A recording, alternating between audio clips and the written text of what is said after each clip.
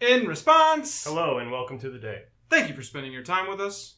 I'm Joel. And I'm Jake. And welcome back to another episode of Jake and Joel Are Weekly. This week, we want to discuss the Scarab God. It is dominating standard. It is expensive, and not everybody can play it. Yeah, I can't wait to see how Scarab God works its way into Ramanop Red. That's very possible. A lot of people are thinking about splashing Grixis for Scarab God and Ramanop Red. Yeah, why not? Why not at this point? You know, we're going to talk about that at crazy. the end. As always, we're going to answer some viewer questions. Let's get to it.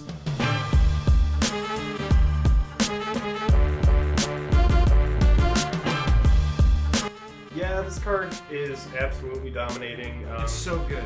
You see It a lot makes of, sense that it's in there. It's good. Yeah, I mean, it's amazing. We're seeing a lot of games that come down to Scarab God v Scarab God. Yep. And it's just like, I can't Scarab God first, because if I Scarab God first, then they're going to Scarab God in response. Yeah, and people are running Cast Out just for this card. Yeah, and Brassicas Contempt is actually a huge player because of this card as well. So this card is kind of shaping the format. Because it's black-blue, I don't think we're going to see a ban here. No, I doubt it. And, I mean, honestly, from Nationals, from Charlotte, the format's healthy in my opinion. I think that there's more to come. I think that there's more expansion to happen. We're seeing some decks that aren't Energy or Ramanop Red come into top 8s. Yeah. And especially like top 16s, top 24s. And so I think it's here to stay. But, yeah, all that being said, if you don't want to spend all that money on Scarab God, the card is expensive. It is an expensive card. Like, Right. we have a card that's encroaching. You know, some sites are selling it for $50. I think that's way too expensive. Ridiculous. But at this point, you know, you can get it on the low for like 35 to 37. Right. I see some pop up for less and they get sold like that. Yeah. It's also notable that Scarab God is in a set, Hour of Devastation, where most of the mythics and rares, like, it's Scarab God and then it's like Nicol Bolas at like $13. And Nicol Bolas has been dropping. Yeah, that's I don't know if you noticed that. Like, Nicol Bolas has already dropped a lot. It's not getting played at all. Yeah.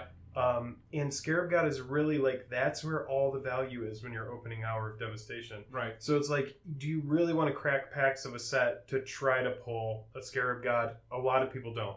So the card is expensive. People want to play this deck at game day. It's just a little out of the price range. We get that. What we want to do is show you an alternative. And it starts with the card Marionette Master. Yes. Now, Marionette Master is going to be a card that we've talked about on the channel before, first of all. Yep. It's going to let you have the opponent lose life equal to its power when an artifact goes into the graveyard. Yeah, and because we have treasure right now and instant speed, no speed cost. Treasure. This is just goes. This is a deck that is mostly a blue-black control deck. Definitely. That's exactly what it is. Right. It is budget because it doesn't have Scarab God. However, it does have Torrential Gearhulk. It does run Torrential Gearhulk. It does run Hostage Takers. Yep. So there are cards that you're going to have to, you know, like, we're not just like, hey, here's a completely budget deck. It's not. I mean, it's not a pauper like, deck. But if you don't have Scarab God and you want to build something else, because you might as well at this point, why not put 4 Scarab Gods in any deck? Yeah, why not? I mean, it's just such an amazing, oppressive card. Most of the time, it just means auto win. So the goal with this deck that we're calling Blue-Black Treasure Master is to have 5 treasures. Yes. Which would be enough to kill the opponent in one big swoop if they don't have an answer. Right. By the time you play your Marionette Master. So the goal is to have 5 treasures on the field, play the Marionette Master. She brings in either counters or 1/1 artifact creature tokens.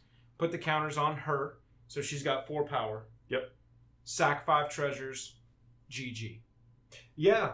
And you're maybe sitting there going, oh, but what if they, what if they lost Legacy or Marionette Master? There's still ways. Hostage Taker, you're still going to have Hostage Takers. God. You're still going to have Torrential Gearhulk. Exactly. There's ways to protect things. A lot of decks that run Torrential Gearhulk, it's all control, and you'll just see the player, and I watch people play it on MTGO. Right. They're just like, okay, well, now I just have to get to my Torrential Gearhulk, and I have 2 outs here. It's my 2 exactly. Torrentials.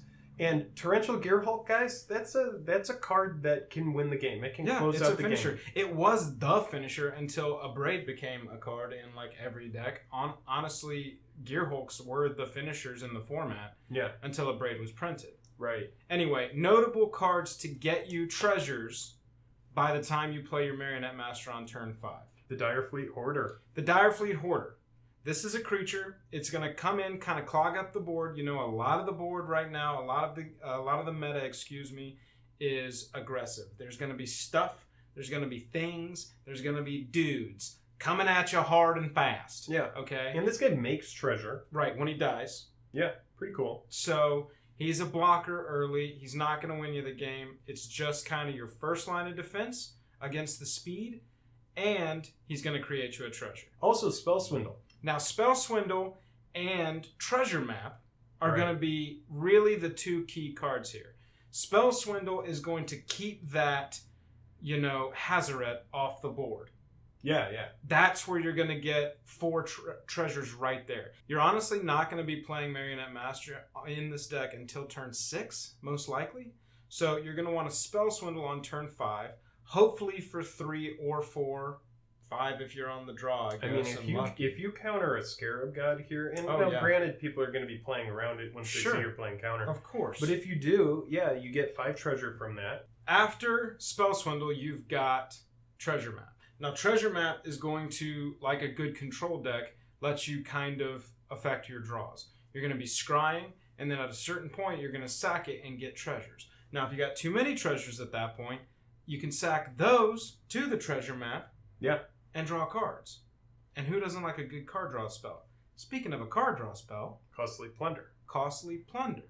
Yeah. Sack one of your treasures, draw 2 cards at instant speed. It's already creating treasures because, we forgot to mention Tezzeret the Schemer. Yeah. The Planeswalker that slots well into this deck and is not that expensive. No, Tezzeret the Schemer right now is hovering around 7 and 9. His plus ability is going to give you, again, instant sack speed artifacts. Yeah. That's what you want with Marionette Master.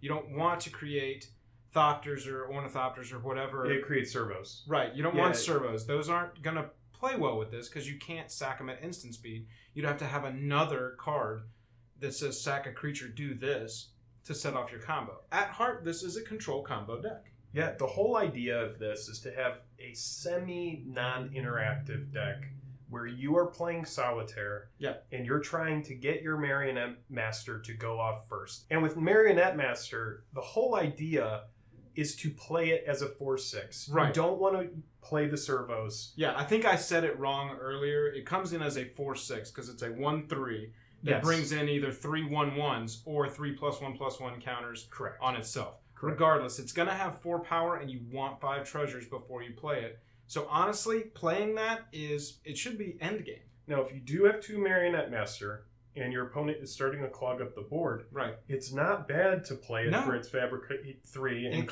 it can toolbox for you a little bit. Yeah, and when you create a board of 4 dudes off of 1/6 cost spell, that's nothing to shake a stick at. No. That's just like, now you've got blockers, you've got a way to stall and maybe get there. Definitely. Past that, you've got cards like Fatal Push, Opt.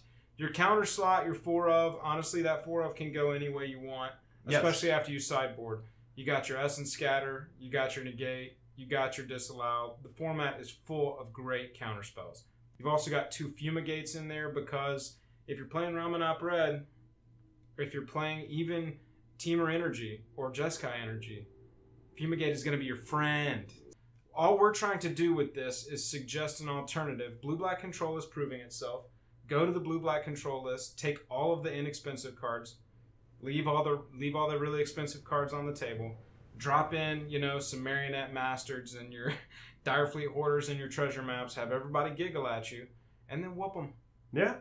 Let us know what you put in and take out. Love to see it because honestly, we might play some jank at game day. We love to do that. We love to play jank, and right now the format is open. So if you have something that's really been treating you well, let us know. If you're already playing this, let us know. If you're playing Marionette Master and you're making it work, what are you doing? I know there are some people that are too, because you've talked to me on Twitter and you said, nah, dog, Marionette Master. I've been doing it and it's been working at my FNMs. Yes. We want to hear about your deck. Let us know about it. So we want to end this episode like we end every episode of Jake and Joel Are Weekly and answer a viewer question. No, we're not going to eat pie this week. We're going to answer a viewer question or two. Here we go. Boring. This week's question coming at us from Derek Des Mags at Derek Mags with 2 G's 81 on Twitter. Other than winning, what did you enjoy most about the Creators series? What did you learn from it or challenged you the most? It expanded our horizons. Win or lose, it expanded our horizons. And I had this talk with him like the next to last week of the entire competition. Look, we're taking away from this our very first Juice and Packs episode, which is an idea we had tossed around, but when the challenge came up that week, we were like, you know what would be perfect for this? And now Juice and Packs is going to be a recurring, series on our show. So. Exactly. And another one, the very true and not made up story of Garrick Wildspeaker. Is that the name of that? The completely true and not made up. The completely true and not made up history of Garrick Wildspeaker. We're going to do that as a recurring series where we kind of take the Planeswalker lore or MTG lore stories, whatever, and kind of flip them around and skew them a little bit. Maintain the story, but, make it weird. That's a very sweet way of saying bastardize the shit. Yeah, we're going to bastardize the shit out of the lore. Yeah. But try and keep it the same. So that would really be what I would say is the answer to what did we learn or what are we taking away besides being like, we won! Because there were a lot of days where we were juggling making videos and content for our sponsor QS. Yep. But then also, and our own channel. And creators wanted videos. And when we get that winner's playmat, you know damn well it's going to be right there on the wall. We're going to nail it to the wall. Yeah, We're going to cover it in blood from the losers. The losers' blood. Oh, yeah. Which is in the mail. MTG and me, Canuck, Orc's Head. The blood of them is in the mail. We're going to need the blood of y'all. I thought Canuck already mailed us his blood. He mailed us too much blood. Oh, that's right. Canuck, you mailed us too much blood and it leaked out of the box. And so if you could send us more blood, that'd be good. Thank you. Okay, so big thanks to Derek Des Mags for our viewer question this week. I think other than that, that's going to do it for Jake and Joel Are Weekly. Thanks for tuning in. Thank you for spending your time with us. Jake, anything else? We will see you next Easter. We will see you next Easter. I'm tapped out. Actually, it won't be Easter. It will be before then and on a weekly schedule. Probably next week. Peace.